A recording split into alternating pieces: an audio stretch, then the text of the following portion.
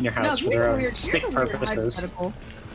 Yeah, Here's a hit weird us up. hypothetical here to both of you guys, since we're talking about rooms and houses and you know Is the getting Volga yelled coming? and stuff There like it that. is.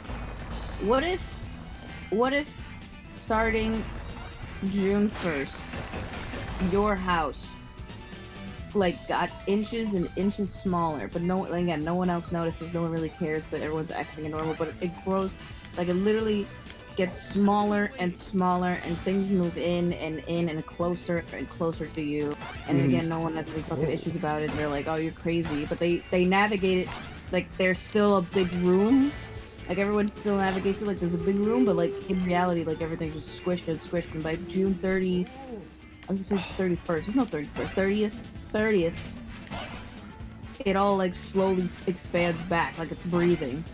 What would you do? Well, I've been working out, so if the house started to get smaller, I'd be like, yep, I'm really seeing those gains. But then at a point, I would definitely be alarmed, because there's no way I'm getting those gains. I'm not, you know, Ben Affleck from Batman over here. How did that hit me? Yeah. You bitch. You foul bitch. Anyway, yeah, then panic would definitely arise, because, you know, my ego would be in check, and I'd be like, hold on, this is a little too much. And then, yeah, then I would go crazy. Then when it comes back to normal, it reflates like a fun house. I guess I would just be relieved. Oh, shit. But it does that every year, annually. Like every June it happens. Every June. Well, I guess every June I would be less and less freaked out by it. Alright, well. I may not even be That's- here next June, you know? This is just an apartment. I don't have a house like you fellas. Well, we... That's true. We both own our own homes. But you Yeah, know what I we mean, you all- guys live with your parents, but... We own homes, and we wanted our parents to live with us. Crazy. you guys are blessed. That's what it is. No, they live with me. You guys are like Michael B. Jordan and Pete Davidson over there. You guys live in the basement, but it's your house. Actually, I don't think Michael B. Jordan lives in his basement. I think, you know, he just lives in his house, and so do his parents. Damn. In like different So they live rooms. with your parents. What's that? Pretty gay. They just live with your parents. It's pretty gay, dude. Yeah, actually, pretty messed up. These minecarts are, how do you say, not getting fun? I'm getting like Yeah, PTSD. minecart levels when- in general are like usually kind of a drag, especially Yeah. like platformers, because it's like, all right, here's a totally new thing that you have to learn, and it's usually the most challenging level in the game. Yeah, these African mines are really, you know, this is worse than apartheid. Can I just say it? Like, these mines. I'm just doing horrible. I don't understand. I really couldn't even tell this was an African mine because there's no like people in the background just discovering a big fine stone that's very uncut. I was gonna say, careful, Sabrina. We could say What some. were you gonna think I was gonna say? If there wasn't any children in the background, you fucking blood diamond motherfucker. Look, I watched that movie with Leonardo DiCaprio. I know what's up. I'm woke. I know what's going on. I know exactly the politics of Africa. Of Africa. We Look, are all Africans. I watched Trevor Noah, guys. I know exactly what I'm talking about. I listen to the Word. I know exactly what is going on. Okay. I know I skipped over it, but there were some wacky little bouncing creatures. That's pretty wacky of them. Whoa! Kill Look, that man. Guys, who brought these metal cans to this underground place? The children. You're right. I love that in movies when it's super over dramatic, like, you're right. You're right. It couldn't be, and yet it is. I can't believe it. Oh, I want that gem. I want that cut gem. Thank you. Whoa! Oh my, okay, whoa, hold on, okay. God, fucking fire trucks are so obnoxious. They're like, where? It's like, shut up, dude. I can't even They hear always them. act like they have some place to go. I will never, Yeah, I will right? literally never forget when we were, like, me and Andrew were driving one day, and, like, he was trying to talk or something, and then, like, a fucking fire truck, like, cut him off or something, and all he said was, and he screamed it out loud, he's like, just let him burn! And I was like, what the fuck? Jeez, man. One of my That's dark kind of even for related. us. I really like Orson Welles when he was like younger. One of the things he did was he found out like ambulances, like, it wasn't illegal to take an ambulance even if you weren't sick. So, and obviously in traffic, like, you have to like pull out so an How? ambulance can go through. So he was like, "Hey, I'm in a hurry. Let me just call an ambulance to get across New York City." And like when he tells that story on talk shows, you're like, "Oh, that's kind of like a funny anecdote." Until you realize like how many people died because he was like in a rush. He's Orson Welles, though. Don't you understand? That is true. He's genius. My dorms used to be near a bridge, and there were a lot of ambulances, a lot of like police cars, that kind of thing, all the Orson time. Welles imitators. Yeah, Wait, and like, but my in whole, SVA? but yeah, near SVA. Oh, so you were by fucking Ludlow?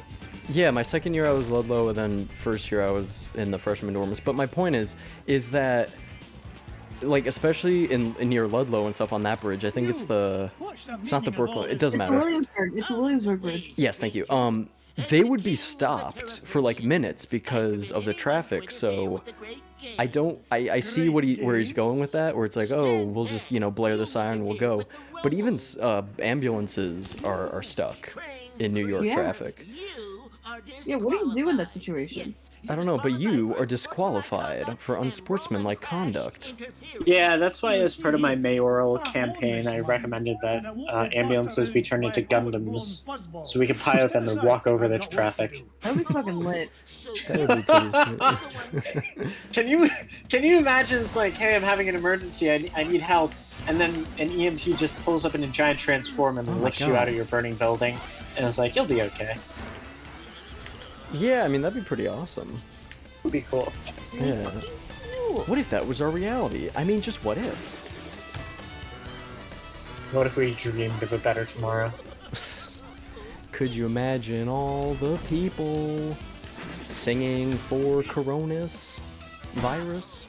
I love saying Coronis instead of coronavirus. It kind of combines the two, and it makes me chuckle. Coronis bonus. Dude, the Corona bonus. You mean the stimulus check? This is like an underground, weird, bally guy. Now I'm seeing the screen a little better. This is kind of disturbing. Yeah, it's Look at all really these weird. Small little These- people. We're underground form. Africa, for crying out loud. Whoa, Nelly. Eric, if these guys just came up to your house and said we're gonna live here rent free, what would you say? I would say, look. Well, the problem that Scrooge McDuck is having with them, the quarrel, is that they're really loud and they're creating earthquakes. So I would say you can't be forming earthquakes. Is that actually the quarrel? Yeah, yeah. I'm sorry, I've been so focused on our conversation, I haven't really been paying too much attention to the in-game lore. No, yeah, they don't exactly, say. I was Hold about on, to say. they say it right now, where it's like, oh, well, champion no longer. What is the wish? And then he's basically like, you're fucking loud, B. Stop these infernal games. See, you're causing earthquakes. They don't talk about it unless they did in the They cause cutscenes. earthquakes by partying too much? So these Yeah. guys are Sign me up. These guys are responsible for untold human death and property damage, and they're having a great old time. Yeah, sign me up, Sabrina. Me too. And then they're basically, it's funny because it's like, oh, this diamond is garbage to us because it doesn't roll. Here, you have it. And Scrooge McDuck is like, oh, he's basically like, oh yeah, I'll do that for you. These garbage rocks, even though it's a diamond. So I think Scrooge McDuck is making fun of underdeveloped countries and civilizations. That's fucked up. It is, and they're Terraformians apparently, which is cool. And check out that big rockaroni. That's your lifestyle, bro. I just googled how much is Scrooge McDuck worth, and he's worth $44.1 billion. I don't know who calculated that, because I feel like that's one of those things where it's like not mentioned in the comics. Or like if it is, it was mentioned in like one from like 1957, and they had to adjust it for inflation. Yeah, like in what iteration of Scrooge McDuck are we talking about here is the biggest question. It's very ironic. I can't get to this article because there's a paywall on it. But check out all this money we got from those poor Africans. I could buy one full man. Ooh wee. I don't care. This is a great. I love it when like article writers like really run out of stuff to talk about. Because I'm on Forbes.com right now, and the headline is, "Who's richer, Scrooge McDuck, Bruce Wayne, or Tywin Lannister?" Wait, who's the third We're guy? talking again? about that for a Get the hypothetical. launch pad on the horn. Wait, who's the third guy first? Oh, he's it's the Tywin Lannister's the guy from Game of Thrones. Game of Thrones. Oh, okay. I never watched it. Okay, so that's why. I don't How know. have you never watched fucking Game of Thrones? Because I don't have HBO. I don't have Did it? HBO. I'm sorry. Well, now it's like it's over. Everyone doesn't care. I don't know. I never had it to begin with, and then it became really overhyped in high school. And then I don't know. I was just like, you know, I can live without it, I guess.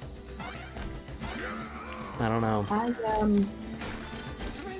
Just like Eric could live without his wife, who he suddenly divorced for 27 years. Oh my god.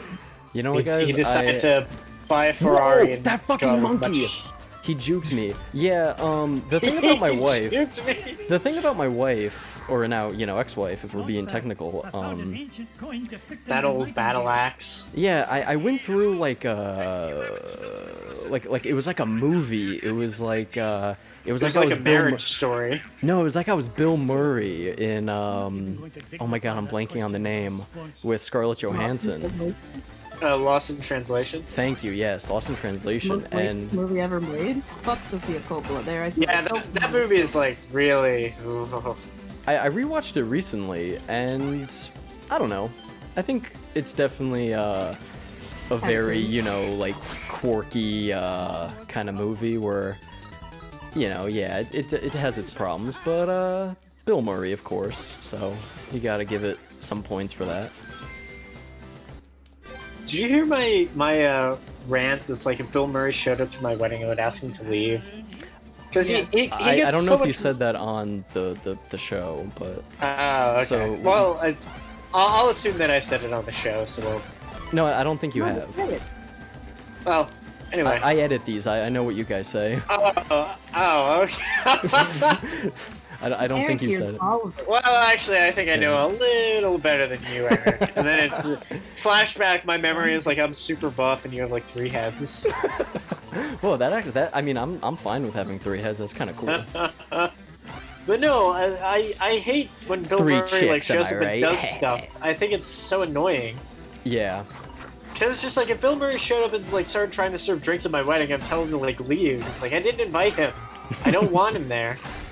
You know, yeah, What because if you we were do talking something about. Then I was talking about the documentary where this guy just wanted to have a Bill Murray story, so he creates this whole documentary trying to track him down, talking about, you know, oh, he showed up at this party and he interviewed some guy at the party, and it was like, oh, it was so cool having Bill Murray there, and it's like the dude just wanted to meet Bill Murray, so he made an entire documentary. It was the stupidest thing I'd ever heard. But then by the end of the documentary, he was like, I realized that trying to create a Bill Murray moment, like, negates what Bill Murray's about. He's about living in the moment. And I'm like, you are a scumbag. Yeah. You are I was the... going to say, that is the stupidest thing I've ever heard in my life. No, it's on Netflix, so if anyone wants to check it out, you can. But it is I so wanted to dumb. watch that too. What's that? I wanted to watch that. It's stupid. I mean, watch it. But so is that dumb minimalist documentary on Netflix, where it's like, you know, we used to climb the corporate ladder. Now we have long hair and we longboard. It's like, you guys are fools. You guys are morons. You know, like, I'm not a minimalist to their degree, but, you know, like, comics, video games, movies, I can't get rid of. I can get rid of clothes really easy. I can get rid of a lot of things. I don't need a lot to live. But these guys are just so douchey about it. Because it's literally like, man, it was about the next promotion, to get the nicer car, to get the cool shirts, to get the Can promotion. you imagine if, and it's like, one of the guys was, you know, it was all about getting the next promotion and diving into a giant pool filled with gold coins and traveling the world with my nephews. So then I realized the hollowness of that. I would say, dude, you got it all wrong, man. You could have a hit video game franchise on your hands. You're doing it all wrong, son.